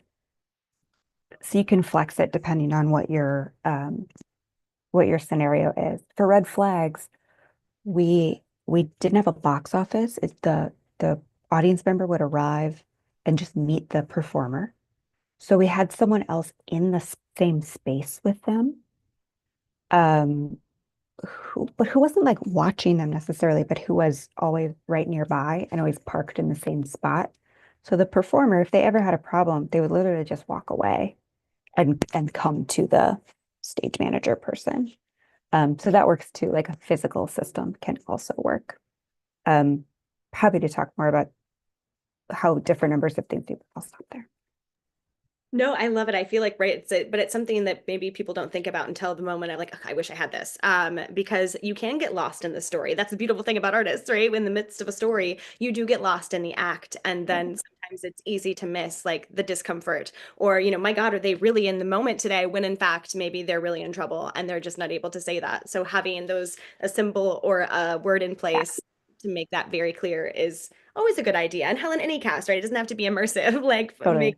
make it easy for your cast to communicate how they're doing and check Yes, in. I think there's something really beautiful about just like Elliot, you said, like your cast had really bonded. And I think it's important to have that in any artistic space going in, especially Fringe, where like y'all are going to be exhausted at the end of June. You're going to have so much like or so little like mental, emotional, physical like capacity left that the more, especially the primary producer can take it upon themselves to check capacity. I mean, we do it at Fringe with our team. Like, hey, how is the capacity? Are we doing okay? Because no one is able to do good work if if they're at capacity. So in general, a good way to keep everyone safe, happy, and doing their best work is have these systems in place. So this is kind of a similar vibe, but did anyone do liability waivers at Fringe or otherwise to make sure things are legally covered? Can I touch on safe words real quick? Please. Um, for our we didn't have a safe word for the award show because it was just like a regular proceeding show. Leave if you want to. The walkthrough show we had a safe word and moving space to space. Each there were three audience groups that went through in a show day. Overlapping. Well, not overlapping, but assembly line style.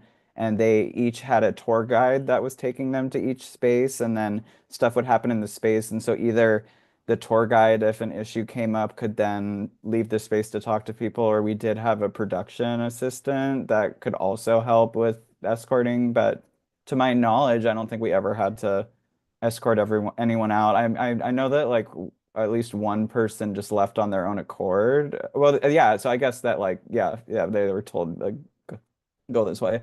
And then the one-on-one, it was just like me and the person. What?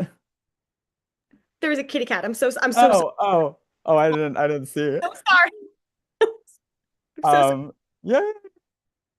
The one-on-one, I just said I want to the audience member, I want out, or just like say whatever. And also, um, no one that ever did any of my experience got triggered by the mask, but people just at office hours or just seeing the mask, like a lot of people have like mask phobias or just especially whatever that looked like. But someone saying I want out or whatever with like the one-on-one experience, like I was totally ready to just take off the mask and then totally like drop my character voice and everything. But there was never any issue with that. But I'd say that it's also really important for immersive and interactive work, especially if there's an actor ever with an audience member, but like production can see from a way to have a sign when like an actor wants out or needs something adjustment. So I find the typical thing with in like interactive work is for an actor to go like that, but also like have an audience member go like that too.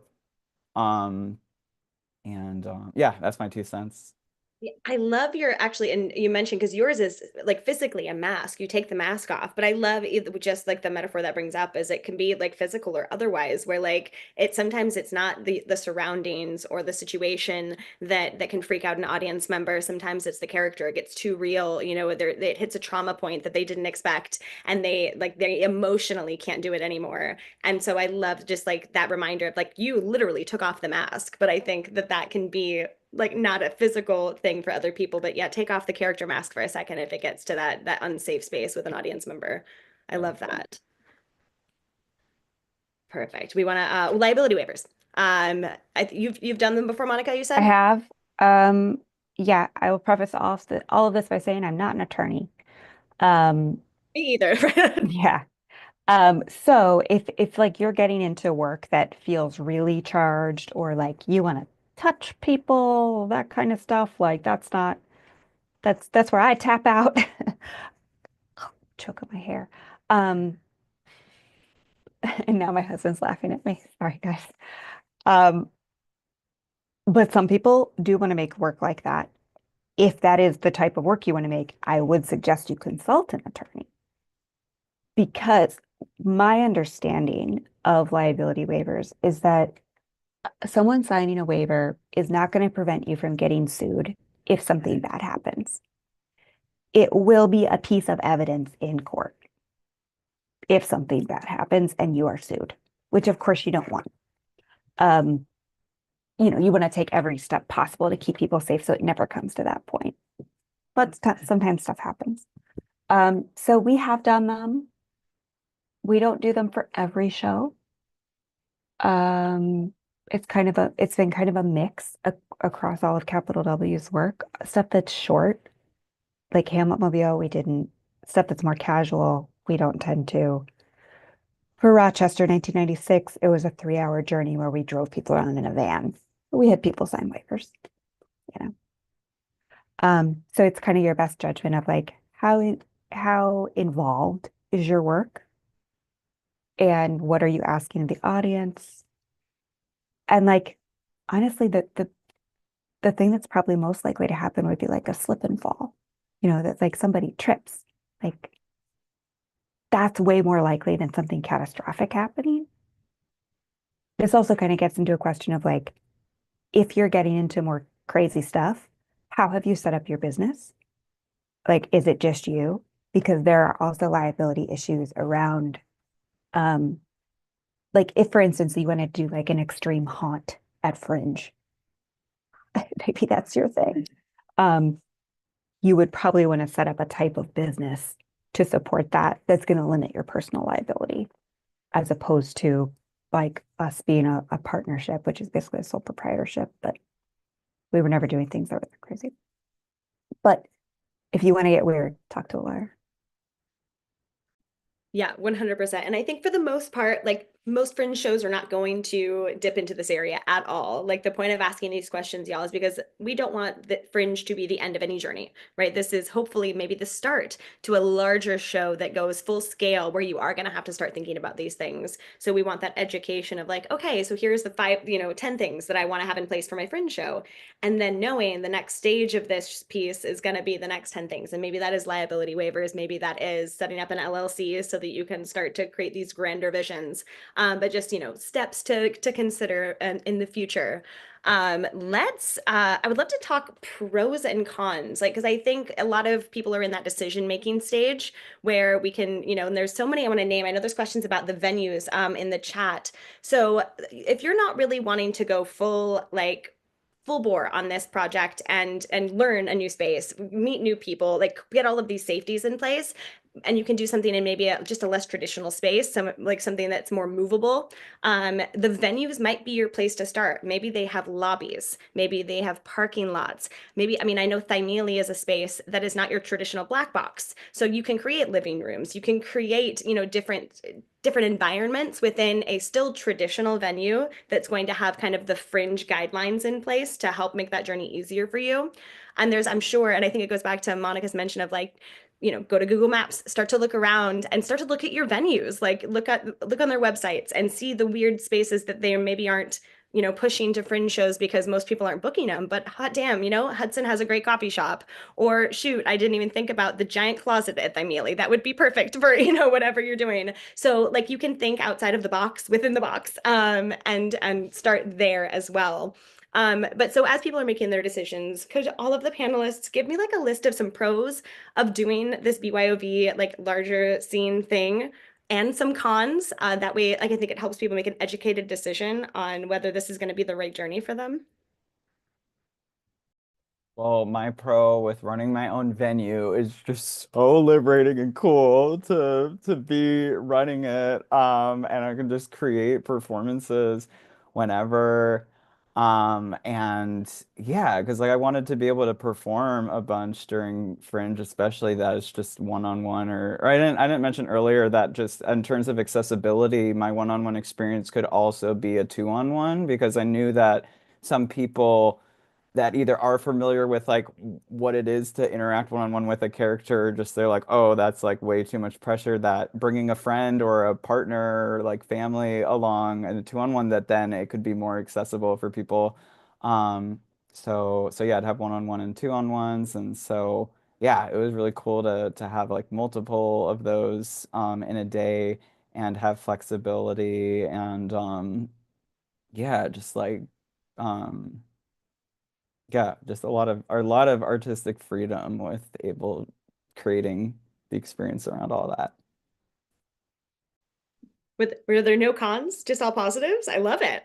Um, Like a hardship, I'll right? think. I wouldn't do it again because of, but it's like, oh, this part kind of sucked. Like I didn't like getting insurance or, I'll just say that I struck like the end of the rainbow, like gold, with the business that I was able to partner with, that like a lot of other spaces that I was envisioning this like really small contained experience could happen in, that like I was actually shocked like going to different businesses like in like central hot Fringe zone that so many people didn't know about the Fringe, or like maybe they do or whatever, but they're like, oh, sure, I'll charge this amount, or like, I don't know, or whatever. And I'm like, this is like grassroots, like nonprofit theater. So there were a lot of like creative spaces that I could have taken over and had freedom and stuff if I had a budget. But it was just, I'm just so grateful that like I did find a relationship, a partnership with people that believed in the project and were excited to get behind it. I So love so yeah, I'd say like depending on your vision, if you don't have the budget to do like what you're envisioning, then it like might be a con of doing something that doesn't necessarily fit your mold. But that also is what's cool about art, of just, and especially this type of work, of pivoting and transforming as need be. I love that. But flexibility is so key to make that work, right? Yeah. Yeah, I Yeah, for me, I'm like the pros are just like so fucking fun. Um, and like I think it can be a pro or a con that you have with your own venue. You are in you there's like a lot more setup. I think there's like more to think about. There's and again, another pro, but it could also be a con, is that you don't know what's going to happen, especially if you're doing outdoors. It's just like you don't. There simultaneously you have a lot of control, but you also have a lot less control. Um, and I think for us, another pro was that just getting to know a lot of people in Fringe, just realizing that the how you're scheduling your show when you're able to do it is going to be impacted by all the other people who are doing shows in those spaces. So if you're using like a parking lot, or you're using a space that's not normally utilized, I think you have more flexibility with time. Um, and yeah, I just think there's just a lot more to think about. But yeah, like I said, so much fucking fun. Yeah, this is all my experience too. The pros are artistic freedom, control. I'm such a control freak as a producer. I have very much enjoyed the times when I've brought my own venue and that I get to decide everything. And a big one actually is what time your shows are and when they are, just your schedule. Because of the nature of Fringe and the theaters, they're packing a lot of people. They're maximizing their schedule. And so they're probably going to offer you a package that is one or two primetime slots, one late night, one early afternoon, something like that, which is totally reasonable. If that's not what you want, maybe you look at a BYOV where depending, like Elliot was saying, depending on what type of location it is, you might have more control. And the cons are that, yeah, all the work's on you. Um, but I don't know if you're a control freak like me, that probably feels like a good thing most of the time. You'll never learn anything faster, right? Like if you're Yes. diving into Fringe and choose to go, you know what, I'm going to do my first Fringe and I'm going to bring my own venue, you are going to get a crash course in Yeah. so many producer trainings that it is going to be like, and it's so fun. But yeah, it's going to be like trial by fire. It's going to be learning as you go. And Fringe is always there. I want to name anyone who's like, okay, I really want to do this, but I don't really know where to start. Don't forget, like we can't run your friend or your bring your own venue, but we can like point you in the right direction. We have been in the area for 15 years, even though some places still don't know Fringe exists. Xander is not wrong, but a lot of places do. And so if nothing else, we can help point you if we have some ideas on like, you know what, we do know we have a good relationship with, Jesse Boy's a hotspot. So I know that they are going to be receptive. Like we can help point you in some like general directions or let you know if things have not worked out in the past. Right? I know Elliot did that. We had a couple emails when you couldn't get a hold of certain venues that had like parking lots and wanted to like figure that route out. So get in touch with us, and we're not going to be able to solve all of your problems, but we can certainly help point you in the right direction or give you some advice along the way, because it is challenging and we're here to help. I'm going to ask actually one more question because it came to my mind in the midst of that one. So like we talked pros and cons, what were some unforeseen budget lines that you didn't plan on? Because this is one that you can't, with a registered venue, you know everything up front. Outside of like your marketing and little things that come up, you pretty much know what you're going to spend. This might be very different. So what were some costs that you didn't see coming? I see a lot of dramatic nods. I love it. Like they're there. Um, and we didn't. I we didn't. I said that we had an intuitive budget, which I don't recommend. I think you definitely want to plan as much as you can around that. But I think like we had a show where the van broke down 2 hours before the show, and it's just like we had to get it fixed. And obviously not before the show. We got another car to use, but so there was that. We didn't realize that we would need pop-up tents because it was so hot. So it was like, but we wanted to make sure that people had, that they were somewhat comfortable. And just yeah, I don't even remember all of the things that came up that was just like, well, okay, we're gonna figure this out now. And yeah, just plan for so many. And people said this at multiple panels that I went to last year. Just plan for everything to go wrong, and I was like, yeah, like Murphy's Law, that kind of thing. But like, really, like, so much stuff will go wrong. Oh, Oh, our van definitely also broke down at one point. And it had to be fixed. I don't remember now what happened, but something happened. We also ended up needing like both ice and hot water for different things. We were having to go to the mobile station, like buy tea to get cups of hot water for something. Like we made noodles in the show, it's the whole thing. So that was a weird one. And yeah, like containers and storage and like that kind of stuff, like trucking things around ends up kind of becoming a line item. If you're not using if you don't have a venue where things can be stored, that kind of becomes a thing. Like you want to invest in like a couple plastic bins to put everything in so you're not like hauling stuff around and disintegrating Amazon boxes. So yeah, storage, transportable storage. so my roaming venue technically broke down. I'm just gonna be funny because both of you said your vans broke down. That I had a certain quality wheels on the roaming desk, and Hollywood, all the sidewalks, all bumping everything. One of the wheels popped off, and I had what actually happened when it wasn't a performance, so that was great. That but I mean, even if it had it's still like it was three wheels could still go around. But so I had to go back to my fabricator, and then we put more heavy duty industrial wheels on it to have it healthily move around.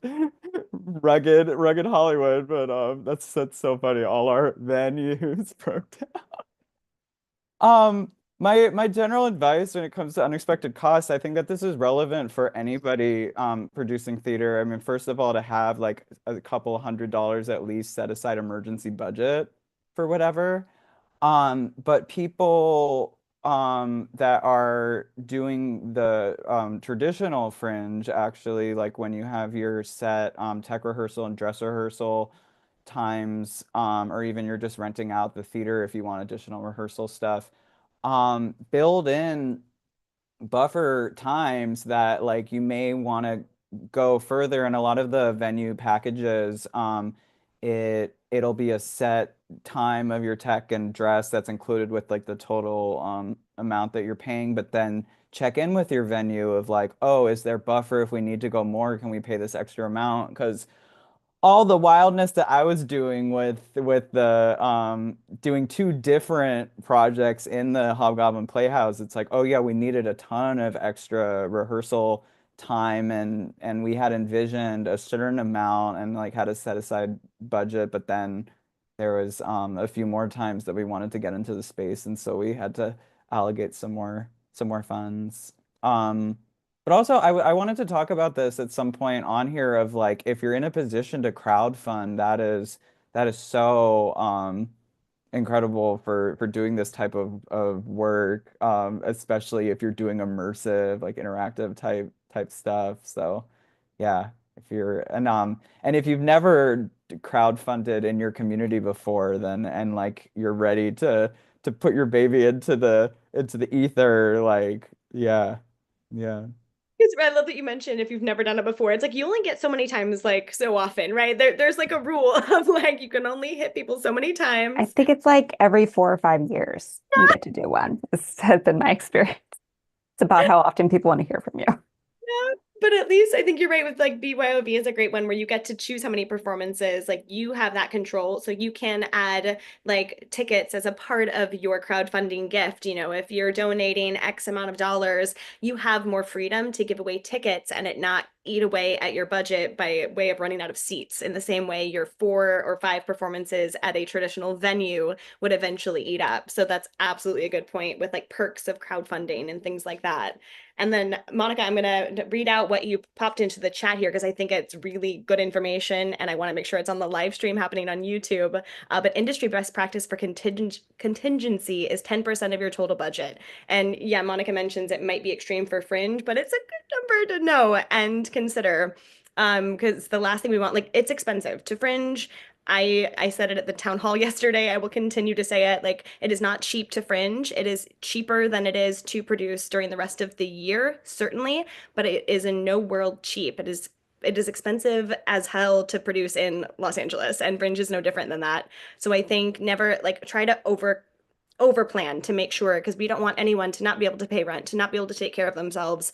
Art is important, but you are more important, and the art can happen later. Your rent in your home is more important.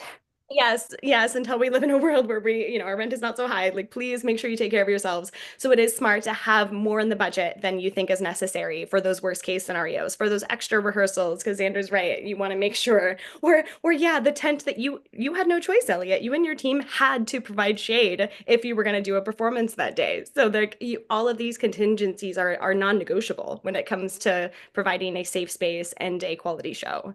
So these are, yeah. Oh, y'all, thank you so much. Absolute brilliance. I absolutely love this panel because I think it's so interesting. It's the human experience meets art meets like the producers. Like this is a producer's training ground. It's trial by fire. It's literally figuring it out as you go because every year there's going to be new things to talk about because new things happen. Like there's always right new lines added to the contracts, new items listed in these panels like this because oh that audience member did something I didn't expect. Now I'm changing how I rehearse or how I plan.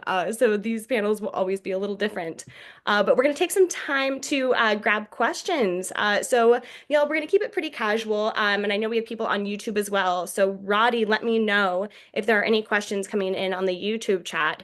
But if you are in the room here on Zoom with us and have a question, please feel free to raise your hand, either like digitally or just on mic and say, hey, I've got a question. And then please introduce yourself, your name, your pronouns, and then tell us the name of your show. Start marketing now because yeah, the more we hear that name of the show, the more audience is going to be ready to buy tickets. Any questions?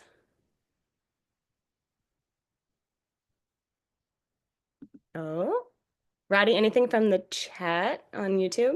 Yeah, I've got one from the chat. This comes from Anthony. I'll just read out the what they wrote out, which is awesome talk, you guys. Anthony here. Thank you for this. It's my first Fringe. I was wondering if you guys know of a theater in the Fringe area that has an audience of spooky and horror shows. So yeah, I just pick your brains on that one. To my knowledge, like the only premier venue that specializes in like the macabre and spooky and like immersive horror and stuff is in North Hollywood, which is out of the Fringe zone called Zombie Joe's Underground Theater Group. Um, to my knowledge, like they're the only 365 degree in that vein, and then all other venues, it just depends on either like production companies and theater companies in residency taking over space or just different shows coming in and out. But I'm gonna have a think right now of like different venues where there's been stuff. I know that just they Mealy, is that how you pronounce it? Emily, yeah. They Mealy.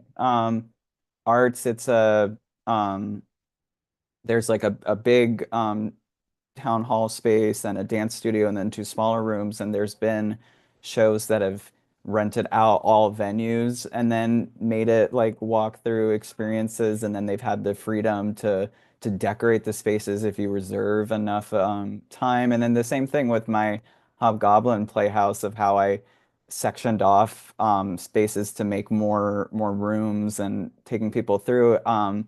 Depending on well like for instance that my walkthrough show was around an hour but I but I did a 90-minute show package, and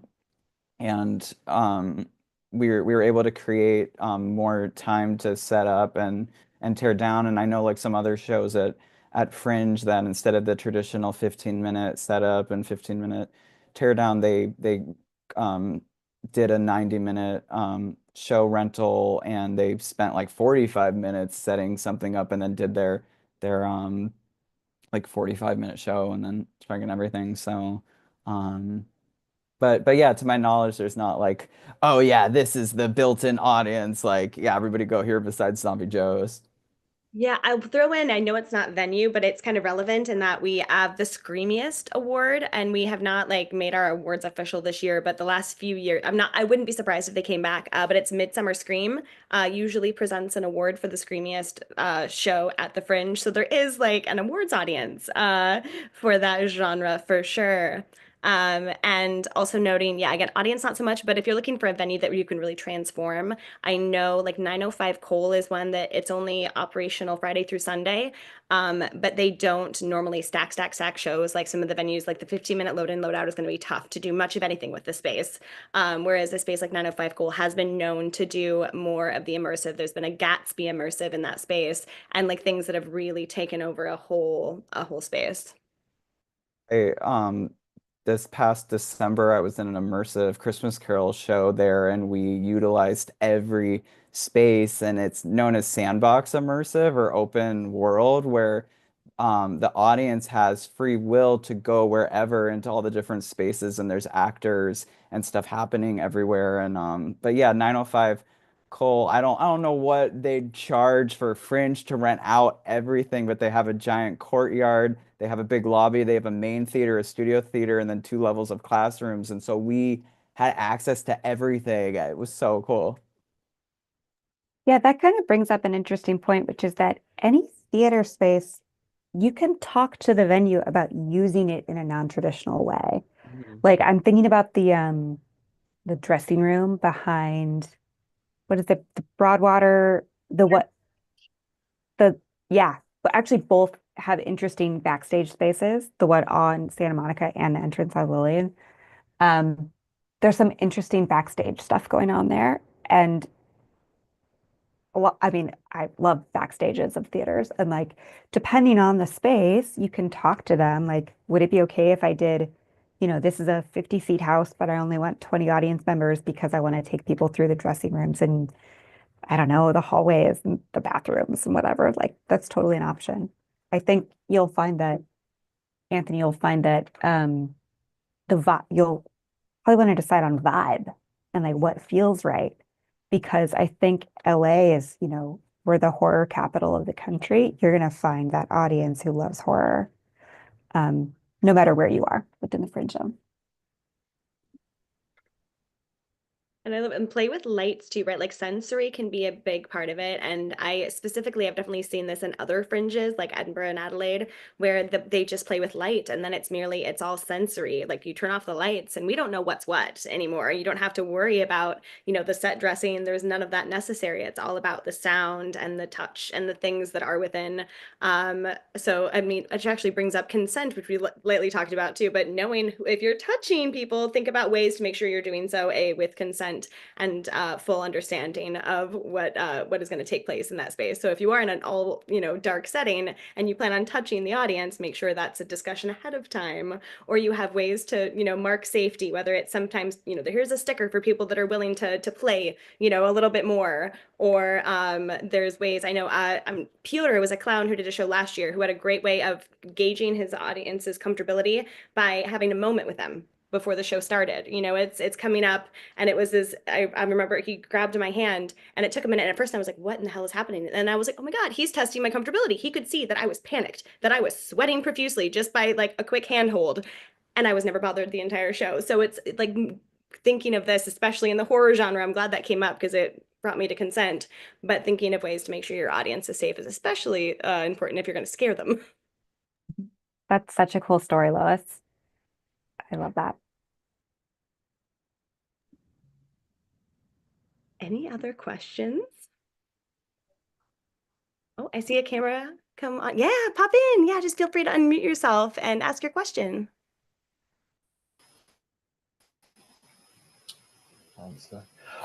It's not really a question. I just want to put it out there since we are on the topic of horror shows. First of all, my name's Lauren, pronouns are they, them. The name of my show is called The Young Jane Show. It is a solo horror musical, queer themed.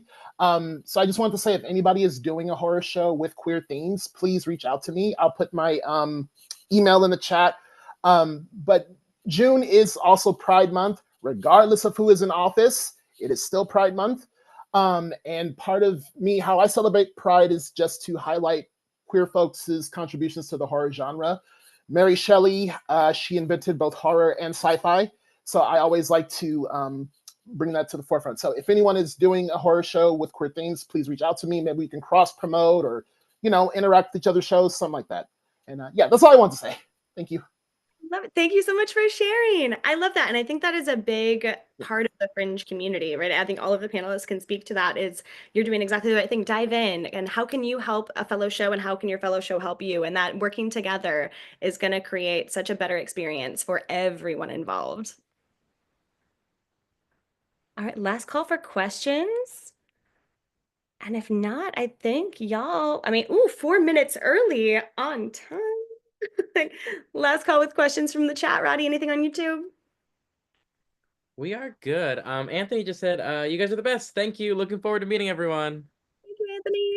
Awesome. Y'all, you are the best. I so appreciate you sharing your expertise. And again, this is why Fringe is so impactful, is like this knowledge share and the experienced veterans being willing to share all that they know and because there's room at the table for everyone. And that really is how the Fringe operates. And so thank you for being shining examples of that. I can't wait to, we're going to use these last 3 minutes. Do you have anything to promote? What are you working on right now? What should people keep an eye out for? Well, I am doing complaint appointments with the Supervisor 2.0 in my venue that I'm running and have artistic freedom. And you will see it a lot on the daily schedule page because I'll be doing a lot of shows. So, yeah, pretty easy to find the info on that. And you can keep up to date with me on my Instagram at Xander with a Z underscore Raphael. And Complaints Department has an Instagram. It's at Complaint Services. And yeah, that's me and complaint. Thank you, Xander. What about you, Elliot? Nothing, nothing for the Fringe this year, but it's kind of a secret, sort of, but we are in the process of optioning van life as a feature, which is very, very crazy and exciting. And yeah, with that, if and when hopefully that happens, we'll get it out there. And so just keep your eyes peeled. Congratulations. That's so exciting. Oh, Monica. cool. Gosh, I just started my own business. It's called Aviary Creative Works. And I'm making public-facing art with partners like museums and libraries. I'll drop it in the chat. And then my theater company, Capital W, it has a new project that's going to be hopefully in public workshops in the spring. And one last really weird plug, if anyone's into mending, again, my husband is laughing at me. He just likes to listen, so he can do that.